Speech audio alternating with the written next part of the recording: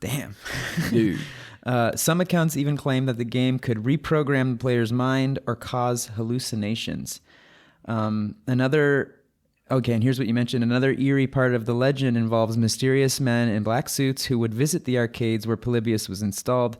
These men, often associated with the Men in Black conspiracy theory, allegedly collected data from the machines, furthering suspicions that the game was part of a government experiment.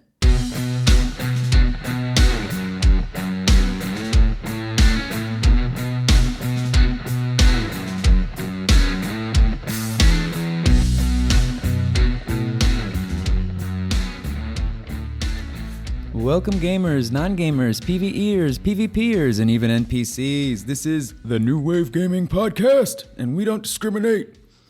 Guten Tag, fellow gamer ChukTomahawk. How are you? Guten Tag. Guten Tag, wie geht's? What does that mean? I don't speak German. I think it's just hello. Hello, how are you? Day, Guten yeah. Tag. And then I think wie geht's is how are you, but I don't remember exactly. Dude, I went to Germany once and a dude jumped on me about it. He was like, how'd you come here and not speak German?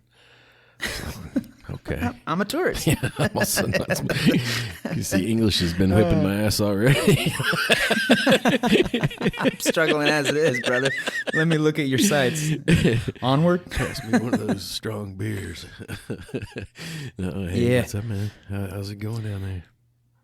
Good. It just took me like 27 tries to get this pod going. I'm having a little meltdown there, but I think this first coffee's kicking in, so I should be all right. I should be all right, fellow gamers.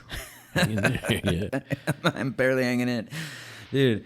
Barely hanging in, but yeah, it's good to be back on the pod. Episode 55. Yeah, we've been plugging along here, and you remember when I was kind of just deep diving into AI, falling in that deep AI or ChatGPT rabbit hole, kind of like looking for crazy gaming stories and mysteries and such. Yeah. Did you were doing that too, right? I think I mentioned, hey, you should check out some crazy. Did you run into that that myth about Polybius? Yeah. That's did? always there. Yeah. Okay, I didn't want to bring it up too much before we had a chance to talk here because it really caught my attention. But yeah, so fellow gamers, I don't know if you've heard of this myth, this Polybius myth, but it's deep. It's a deep rabbit hole. Did you also did the rabbit hole go deep for you, Chuck, when you spotted this story, or did it just kind of like? I think it's anytime. Oh no, go ahead. Sorry. Any urban legend, you know how that is with the internet, man. You can find like a lot of branches to go down. Yeah. This is an urban legend, but it seems, well, what is the Polybius as you kind of like interpreted it? What is it kind of like? What is its general elements that composes the Polybius urban legend? Just like a very broad for fellow gamers in case they haven't if they probably don't even know what the hell we're talking about. Yeah. Especially our younger gamer listeners. I got kind of like I did kind of work up like a little bit of a summary is like it kind of comes down to a story where it's a legendary arcade game that supposedly appeared in Portland, Oregon in the early 1980s, and it's said to have been a government experiment that caused intense psychoactive effects on players. The story became popular due to its mysterious nature and the lack of evidence, fitting neatly into broader category of video game urban legends. Fuck, dude. So essentially you got rumors that there was a stand-up arcade game that existed, most likely in Oregon, Portland, Oregon, and I think there's a mall there called the Lloyd Center that in the 80s had I want to say it had more than one arcade, and there's a little bit of it's been remodeled since, so it gets confused sort of what arcade it was or whatever. But is it still around? Do you know by chance? It is still around, but like I say, the mall was I want to say at some point like at that time it was called the third level arcade or something like that, and now at one point it turned into Tilt, and like it's been, you know, like I think at Aladdin's Castle, or probably something since then, like all those large. Yeah, I've heard of Tilt. Isn't Tilt? I think Tilt's like or at least I remember it being kind of like a big arcade name. Yeah. I think there was even one of those where I was born, because I was born in Oregon. Actually, that was something that caught my attention. Yeah. That this all kind of like started, you know, in Portland, Oregon, in the arcade scene there back in 1981. It looks like, and yeah, it looks like there's just this urban legend that you know, back when those arcade games were just pumping, you know, it was the thing. You know, there were people gaming left and right, young. You know, super young kids to teenage kids to young adults, you know, that were getting after it in these gaming arcades, and it was really just like the thing. And I think it kind of like the overall social like look on gaming was not the same as it is today. Like it was kind of like, I don't know, I kind of gathered from what I was seeing there that they looked at all the arcades as kind of like a place where kids were just entirely like degenerating, wasting time, and there were often like drugs going on there and other types of misfit activity. At least that's what kind of I gathered from what I was seeing online on the internet. Yeah, for sure. That was. I feel like you're going to hear us talk about a lot of things like that here that are sort of like this like soup that creates this atmosphere where it's almost like this was inevitable to be believed. You know, or to come up like if this myth, if this didn't exist, it would be created. And you know, an example of that is like I think you'd had the generation before, like most of the parents of these kids that were hitting the arcades, they were kind of the first generation to have TV.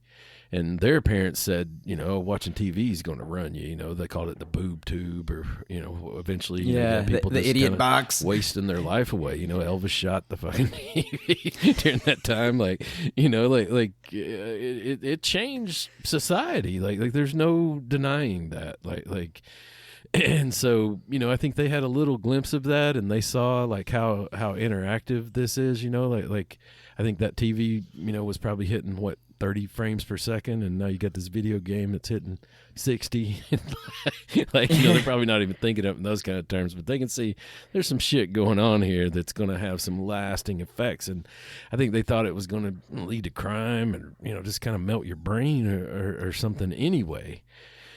Mm-hmm. And but you know, just kind of finishing summarizing the story, like supposedly this showed up in these arcades as kind of like a government experiment of sorts, and like another thing besides that went into that primal soup sort of that created this atmosphere is shit like that did actually happen in Oregon, like where you had these cabinets that would show up in the arcades that were kind of black on the outsides, that were sort of test models. Like it's a big city, and you know, they probably did it in California, but you know, they want to get like a bigger sample size or whatever, so they send a few up to Portland and you know, just kind of see did it start raking in the coins or not, and you know, do we need to adjust it in some way, or you know, make it more difficult, less difficult, you know, those kind of things, and so you could see how it was almost like the first beta, you know, video game type situation. And so I bet those black cabinets showed up and kids were like, what the hell is this? Like, you know, and yeah, if they did show up, right? Well, I mean, you know, I think these actually did, like test models of legit arcade video games did show up there at the Lloyd Center. Like gotcha. So, and so, yeah, you know, I mean, I think, you know, there your imagination goes wild. Like, what is this thing? Like, why is it, you know, why does it look different than the other ones and look unfinished and all this kind of thing? So you had that, you know, kind of in the back of your mind. And like I say, you had. Yeah. And I noticed there's people that have given like, that were in that Portland scene, in the gaming scene back then. And they, you know, they discuss, you can find these videos on YouTube. There's even like a BBC, like, intrigue on it, and you know, video article about it where they interview some people, and they're all like, you know, yeah, I was there back then, I was in that scene, like especially this one lady, and she talked about like remembering specific occurrences and events happening that kind of relate to this myth, but that like I think she said she didn't have any recollection of actually finding the Polybius game herself, and like, you know, in fact, I think she found out about the whole myth itself proper later on, but remembers like specific events. Like there was something about a police raid. Mm-hmm. I don't know if you like came across that. Like there was like a I don't remember like which makes a ton of sense to me because you know, I remember during those times, like say when I was that age and Donkey Kong and those games were kind of in their prime. Like I think I mentioned to you at some point, my dad had what was called a package store where he sold beer, and he had 2 games in there. One was a poker machine, and the other was, you know, a video game that changed occasionally. We had Miss Pac-Man. At one point, we had Donkey Kong, you know, and so this is our game. Dude, that's so sick, dude. But you must have great memories around that. Oh, absolutely, dude. Like that's so cool, dog. And, like there were certain things I had to be doing, like I had to bag ice and stuff like that and I would get paid, you know, with coins to go into those machines. But my point is that the poker machine was not legal. Like it had a button on the back that it should not have had, where that if like you got so many credits up, I could push that button and he could pay you out of the register. Where so we were essentially running gambling, and it was, you know, always in the back of your mind that the police might, you know, this might be raided. Oh, I see what you're saying. At some point, like there were the gaming, I think. Also, like in the like at that time, especially as it was new, and also in the eyes of like the FBI and stuff, goes along with gambling machines, like slot machines. Yeah, they probably didn't know how to look at it. Yeah, they kind of, I think they put these cabinets sort of in their minds, like in the same sort of, you know, ballpark. Like obviously they're a little different. Like it's not. So maybe if there were Men in Black putting these like cabinets in strategic locations in Oregon and maybe in other parts, maybe it was to evaluate what is this gaming? How do we categorize it? How do we look at it?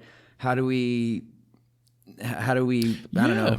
Yeah, and regulate it, and, you know, and like, see what would can happen. we take advantage of it? Like we knew people in our town, our small town. So when people came in, but if some strange dude came in and wanted to play the game, we would let him play the game, but we wouldn't pay off. Like you know, you. I see what you're saying. You would always be kind of, you know, a little wary of that plant.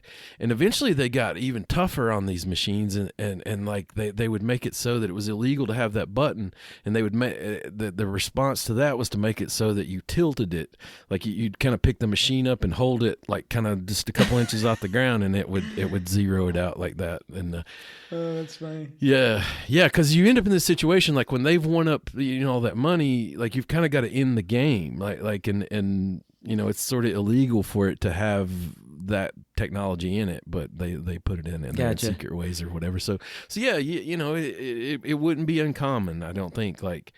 Because a lot of places had these poker machines that played like 7-card draw, 5-card draw type kind of things, and it was supposed to just be for fun, like without that payoff button, you know, the clearing button, like yeah. So I think you're putting in a quarter or two for the fun, for the entertainment, yeah, and that's it. So I could see, you know, a situation where these things were side by side at other arcades, and like I say, the cops had to come in, the FBI, and I think also the FBI.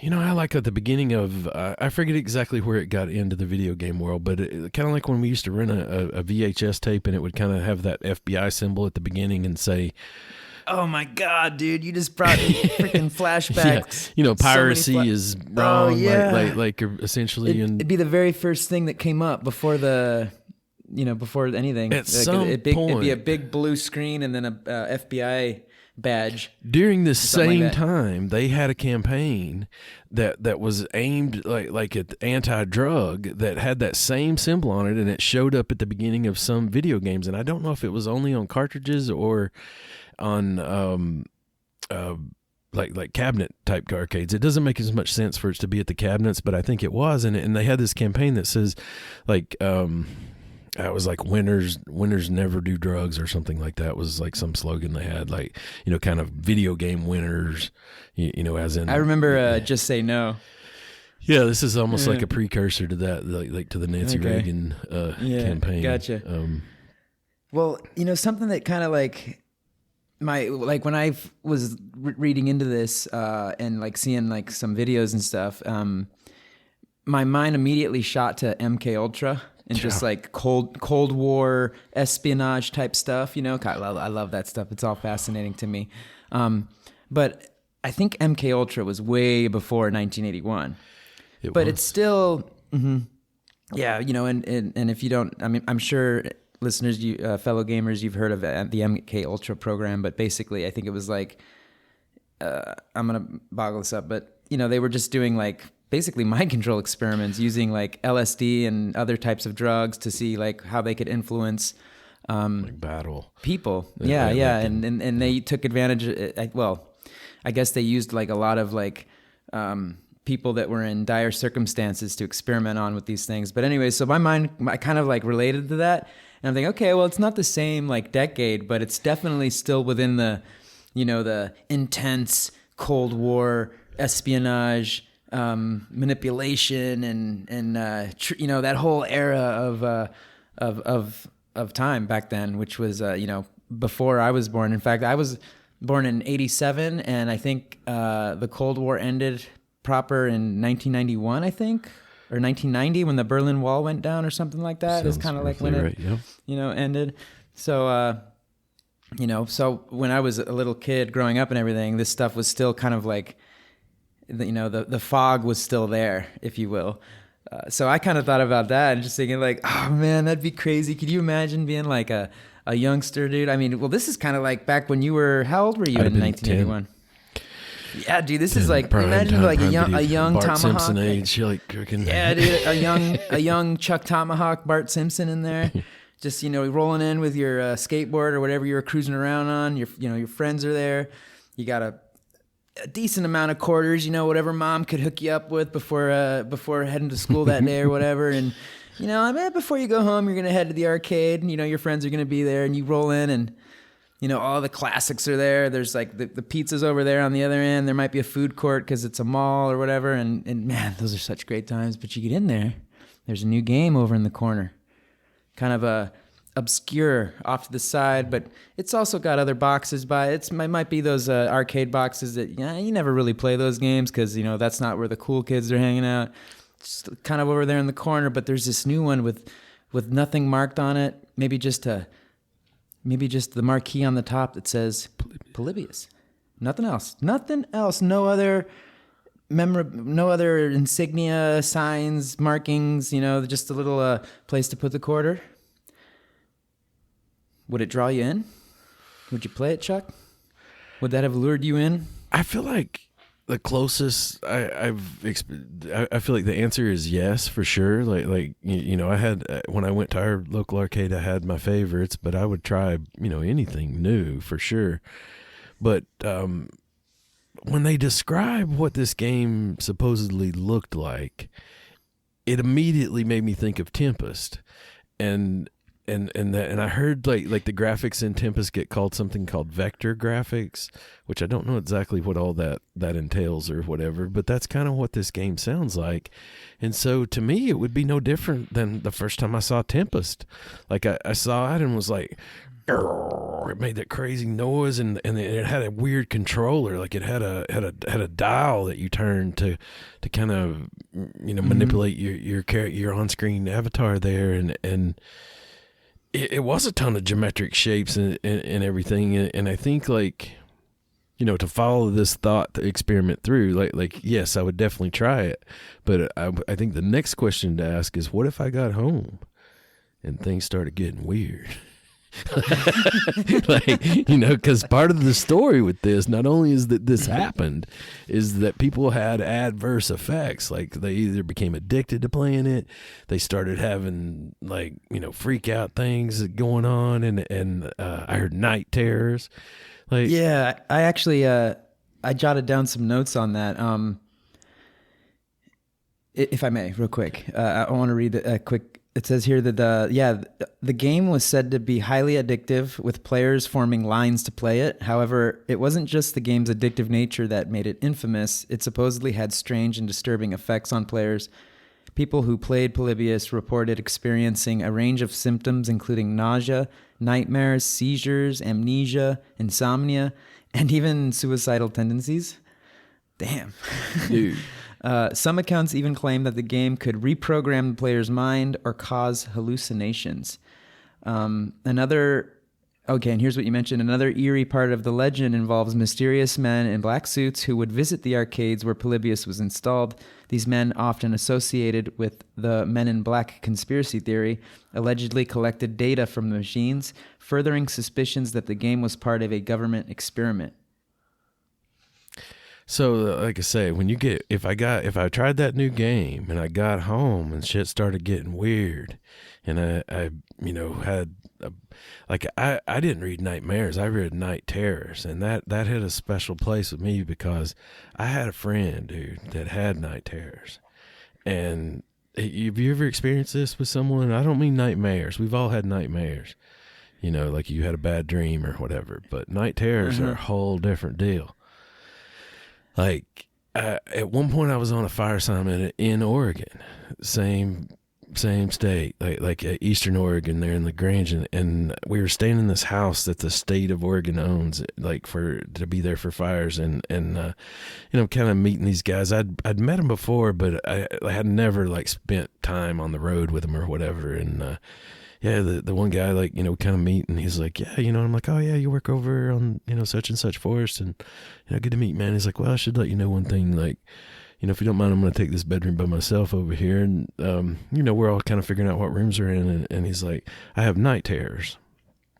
And I was like, what, nightmares? And he's like, no, night terrors, and I was like, okay, Roger, I'm that. Fascinated. Keep going. Roger that. I kind of so I was just kind of meeting him, and like I said, I'm not going to mention this dude's name, and he's a stand-up dude, like everything else about him completely normal stand-up guy, still a friend of mine to this day, but I went back to my room and locked the door and went to bed, and I didn't really nothing kind of happened for a few days, and ultimately what I experienced, which I think is only just one of the symptoms or whatever, is just yelling like all of a sudden you just hear like,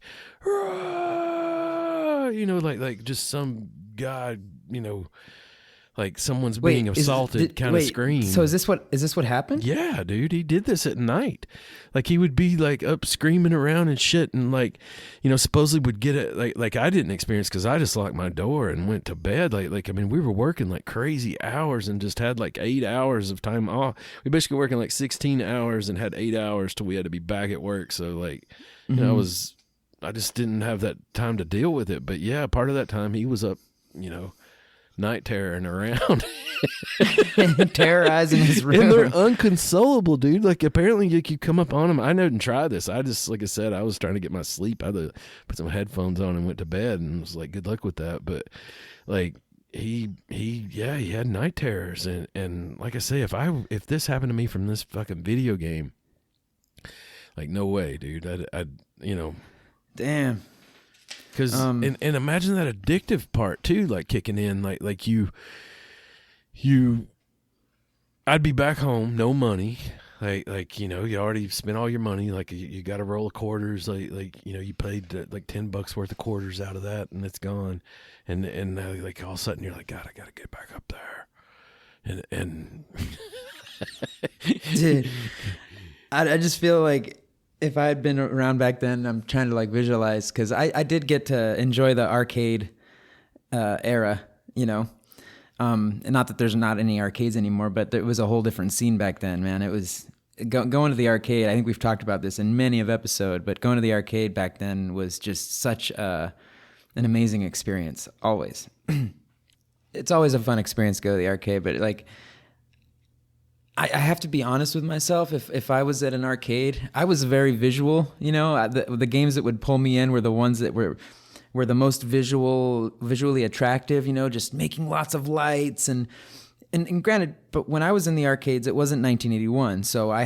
experienced a whole different generation of arcade boxes. A lot of the games that I would see in these arcades, you could actually like get on and get in, and they'd have like what are they called, peripherals attached to them that you could use, like guns and shotguns and stuff, like if you were doing those zombie games. So I got to be real honest, like if I saw like a random box there that just didn't really have much going on in terms of like visuals and lots of lights and just cool like artwork on the box and stuff, I wouldn't even pay any attention to it.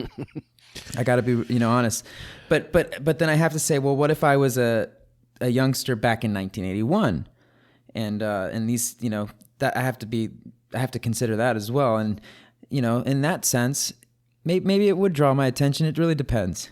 But it would have freaked me out or caught my attention.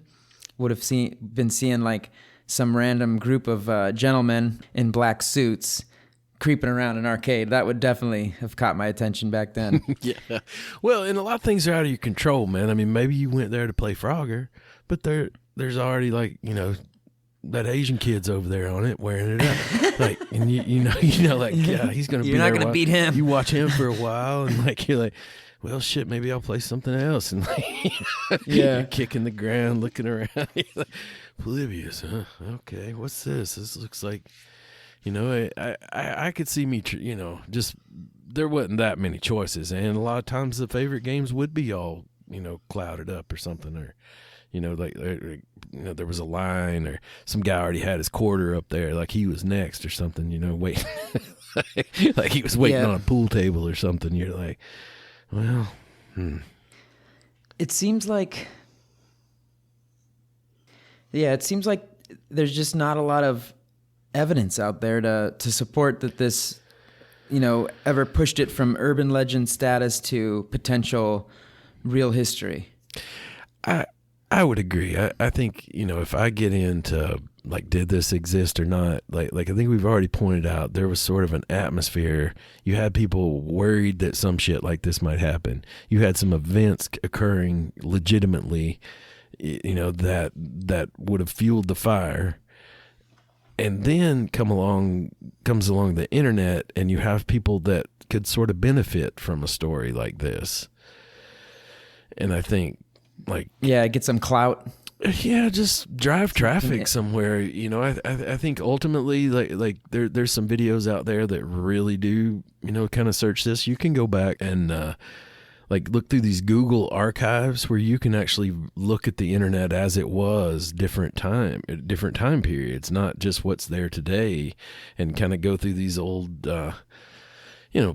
periodicals, like magazines, all that kind of thing, and really boil this down, like how, do a search for the word Polybius, and unless there's just been the greatest government like scrub job of all fucking time, like the largest non-disclosure agreement ever signed, because you don't make a video game by yourself, like some people do, but like I don't think you make it like up into an arcade, in 1981 by yourself. Like, the reason a lot of that shit happens today is like I could push back on that a little. Like that. Like what? Yeah. Like. But we don't want to go down that rabbit hole. But there were definitely like independent game creators back then. We know that because we've talked about it in depth. Like with the guy that did E.T., before he did E.T., and that was a total flop. Before that, he had made other games, I think, by himself. Even though, yes, he was a part of Atari. Right. And there was a development team. I think there were... But yeah, I know what you're saying, though. I know what you're saying. Yeah, to have the money, to have the compute power, just to do it and stuff. You got to be... It would be unusual. Like not impossible, but unusual. And yeah, it just... There's no way we would have some kind of evidence of that. Someone somewhere, some kind of artist, developer, here's video game truck driver that delivered the cabinet, like somewhere. Like, dude, they had the driver paid, bro. He ain't gonna spill the beans. What about the arcade owner, or just any number of people in this chain? Okay, hey. I see. I hear you. But check this out. And you were talking about that there's actual real life facts to this, even though there's a lot of debunkable elements to it. But here is something that I found that was, I didn't go and like look for the article myself, I'm not going to lie. But apparently there was a GamePro article back in the day And GamePro was like a national media source of gaming. It was, national attention. Like it was a legit. Anyways, I guess they did like a deep dive into like gaming myths or something, something to that effect. And they reviewed all of the elements of the story of Polybius and determined that its existence is unconclusive or inconclusive or something. I don't know. Is it on or in? Unconclusive?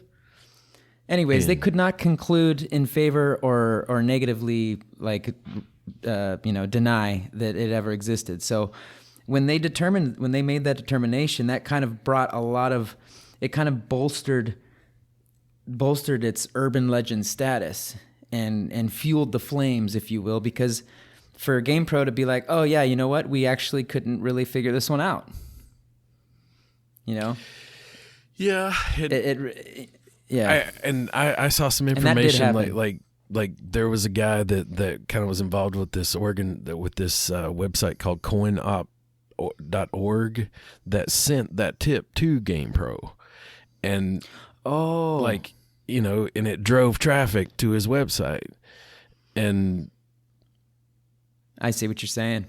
Yeah, and that's credited. Like I don't think we'd be talking about it today without the GamePro article. Like it would have been a myth and maybe stayed in Oregon or something. But yeah, I think the GamePro thing kind of made it mainstream. And I'm sorry. Go ahead, Chuck. I should have interrupted. I forget this guy's name. But yeah, there's a chain there where people had like motive, like to get traffic to their website and get them clicks. And I want to say this coinup.org was sort of it turned into like kind of documenting all the stand-up arcade games that ever existed. And this like I want to say it started in 1998, and they claim that like later on they claimed that Polybius listing had always been there, but it kind of showed up in the 2000s and this documentarist, like he actually used Google to go back and look at what the internet looked like at that time and proved, sort of that it wasn't on that the original version of that website. So, but yeah, that was that was the boost that got this up to legend status instead of just a rumor. It's like it turned into a true urban legend at that article, I think. We didn't mention the developer. Because you mentioned we were talking about whether it could be developed by one person or not, but just for the record, the developer apparently was they think it's a German company or a German developer, because the name of the developer, and I'll mention this because there is imagery about Polybius, but let me just mention this real quick.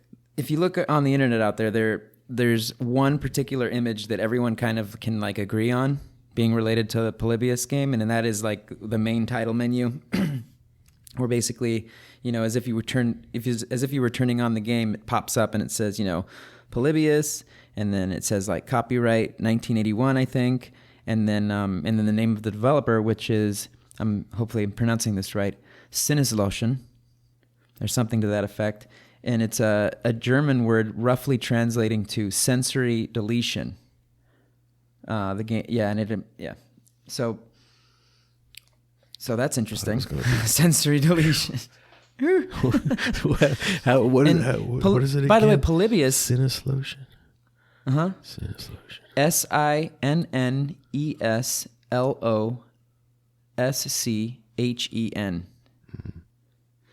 Yeah, and by the way, Polybius supposedly means many lives. Polybius, many, bius, lives. Apparently, that's what they say. But yeah, man, when it comes to, it's still an easily debunkable myth according to what is out there, because there's several factors that make it hard and difficult to really bring this thing to light, and that is. A few things. One of them is that there's apparently no verified arcade cabinets.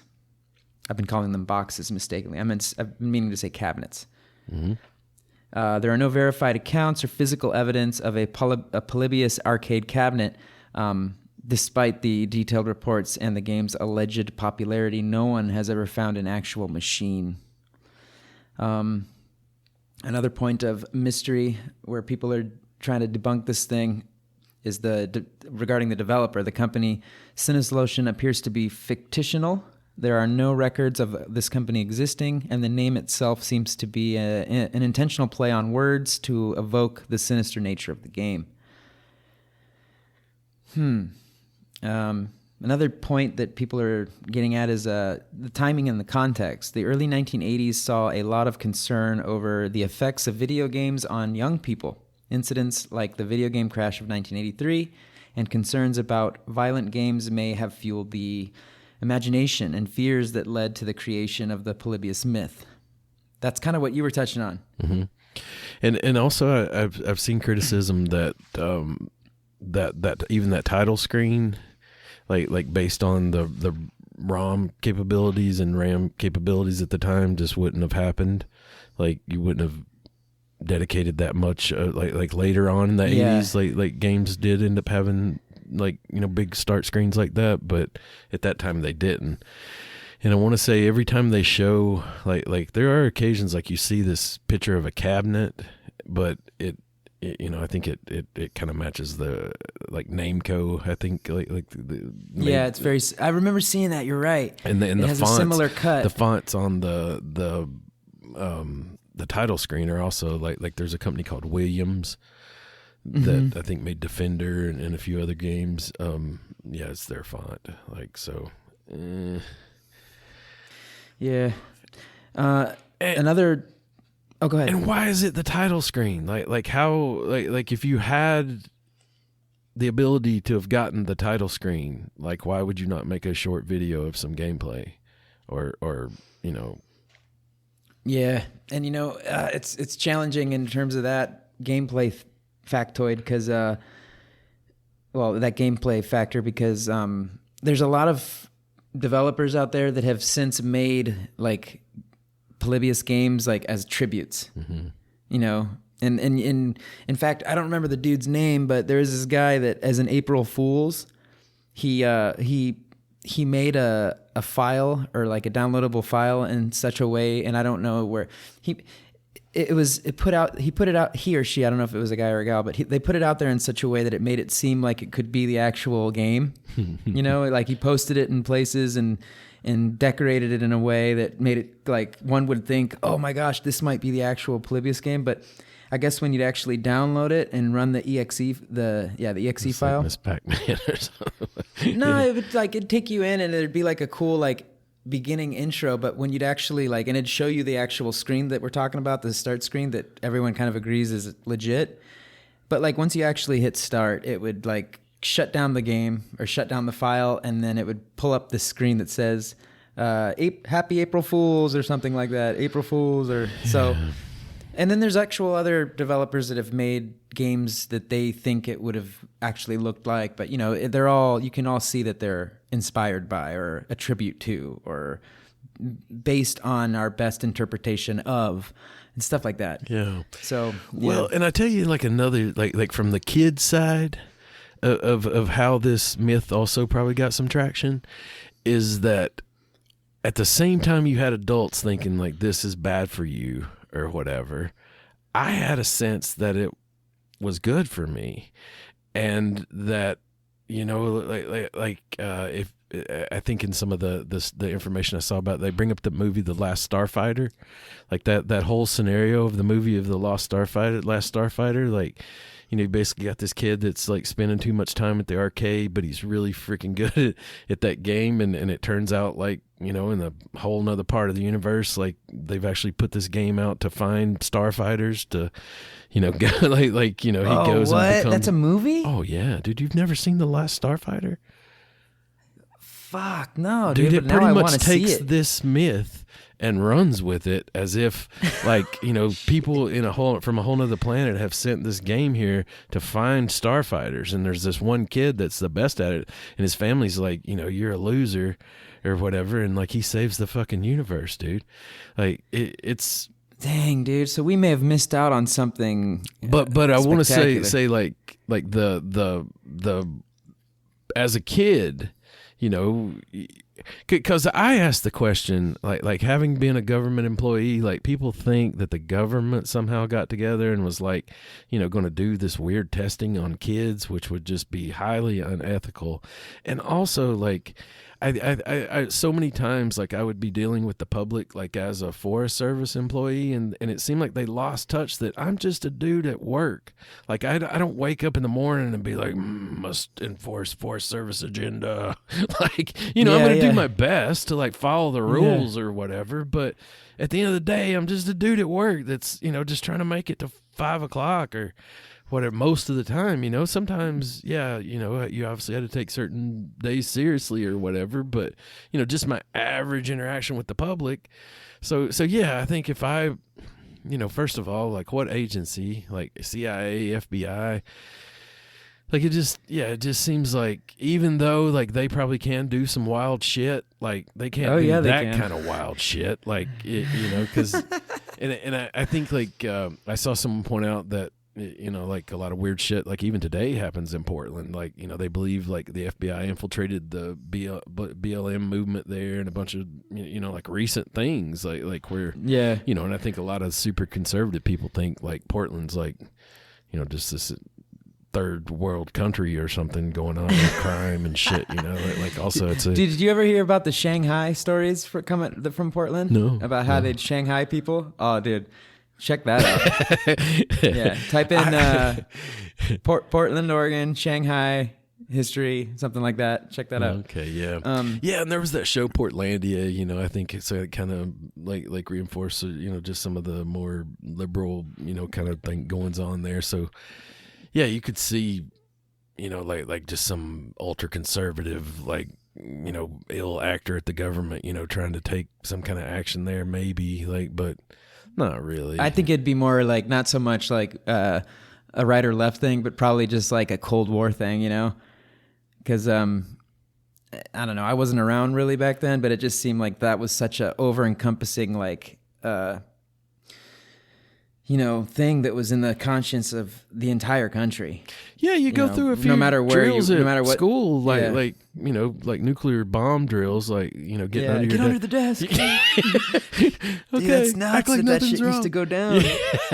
Yeah, dude, that's crazy. So, there's one other, and this is you've already kind of touched on this, but another like point where people are debunking all this is because of pop culture influence, like the rise of the internet in the 1990s and early 2000s helped spread urban legends with forums and websites like Snopes and coinop.org playing a role in popularizing the Polybius story.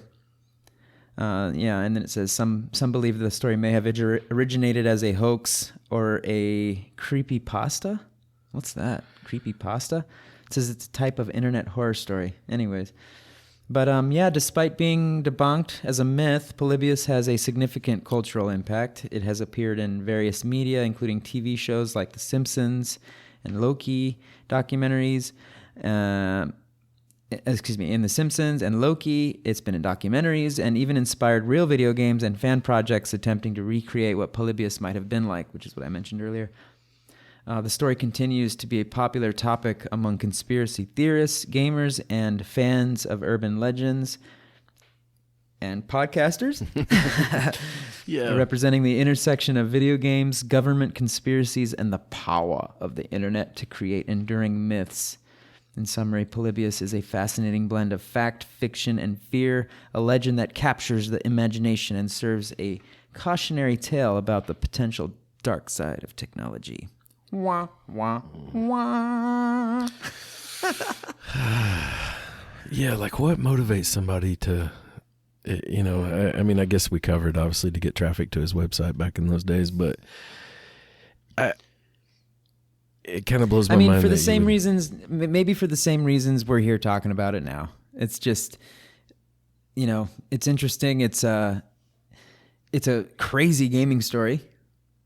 It's an urban legend, and it's fascinating, and we're humans, right? Our brain naturally starts venturing down these avenues, and we create scenarios, and everyone takes those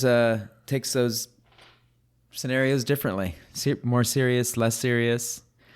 One might just go, oh, that's a cool story, and then they're on with their day, and then they switch on Elden Ring and continue gaming. Others might be like, oh, wow, this is insane. I want to learn more. I want to dig deeper. I want to investigate. I want to, so on and so forth. Yeah. I feel like as like a Gen Xer, like sometimes I struggle in this arena. Like it's almost like I feel like people sort of take on this identity online and they're willing to just, kind of separate that from their actual person. And so do like, things that aren't very like high integrity, and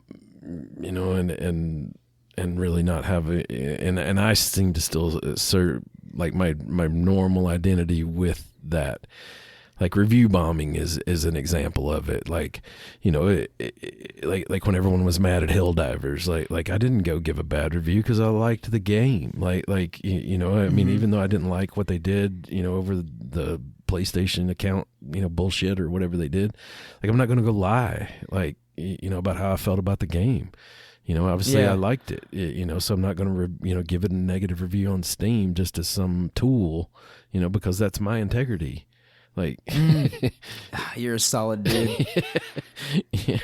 Isn't Chuck a solid dude? Yeah. Well, so yeah. And I'm also not going to make up a story about, some shit, but, I do see, I'm not completely blind to like, hey, let's, create a little drama here and have some fun, just like a good fiction story. Any, good fiction story should be, So, but yeah, it's almost like a little trigger for me because I just see, it's like when I see those review bombs happen, I'm just like, did anyone ever think about, their own? So, so you mean like you're not going to try and debunk something that doesn't need debunking in terms of Polybius? Is that kind of what you mean by this?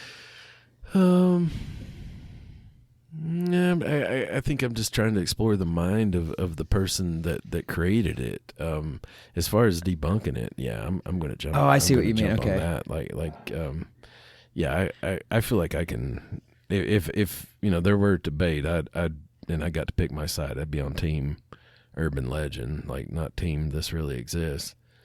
That'd be a tough sale to say that it really exists. If I had to be on team really exist, I'd lean heavily into the opposite of what I said. I would say somewhere there is a crack government, organization that I don't know about that might be, have their shit together and not just be, trying to get to 5 o'clock like they actually, are motivated. Yep. And I think I'd be on team urban legend as well, just because I feel like if there was some sort of physical evidence out there, whoever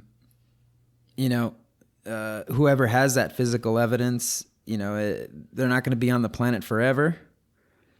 And that doesn't mean they can't pass things down, but I feel like, now is as good a time as ever to release that physical evidence, right? Because can you imagine the amount of clout you'd get online if you actually had something you were holding on to, and especially these days with the internet, how it is and how everyone's connected and gaming is so prevalent and popular and a cash cow and so on and so forth, that if anyone had physical evidence or like an arcade cabinet or some sort of verifiable coding or the ROMs, right, those ROMs from back in the day, something, a memo, a verifiable memo from a government agency, and here, what? Let's put the whole conspiracy government agency part aside, and just talk about the game's existence. Like, right, if someone had something that could prove its existence, it would be, it could be something that would certainly bring a lot of gaming clout. That's something that.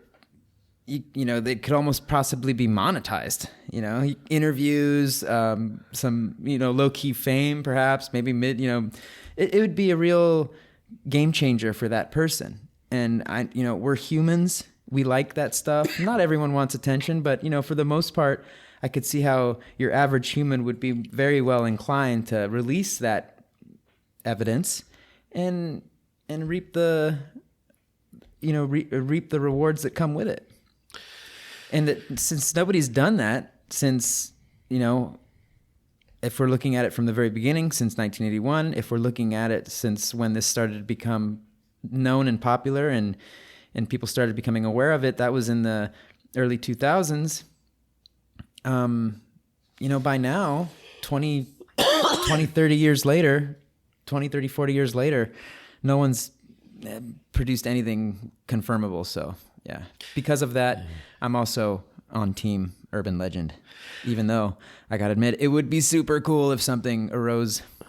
See, I think we like this, we should end this like an Indiana Jones movie, and like where we both say like there's no way it's urban legend, but then like the camera goes to like a barn out in Oregon somewhere, like on a weed farm. There's a big like tarp over this lump in the corner.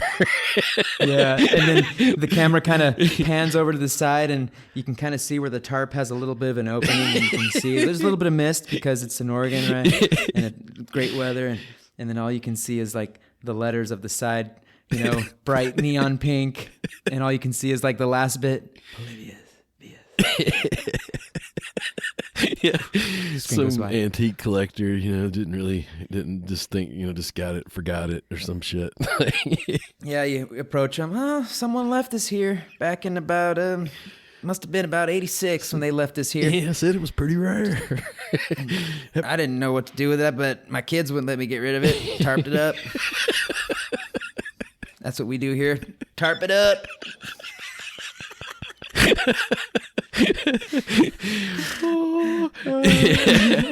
Yeah, I'd like to think that's out there somewhere. That would be cool.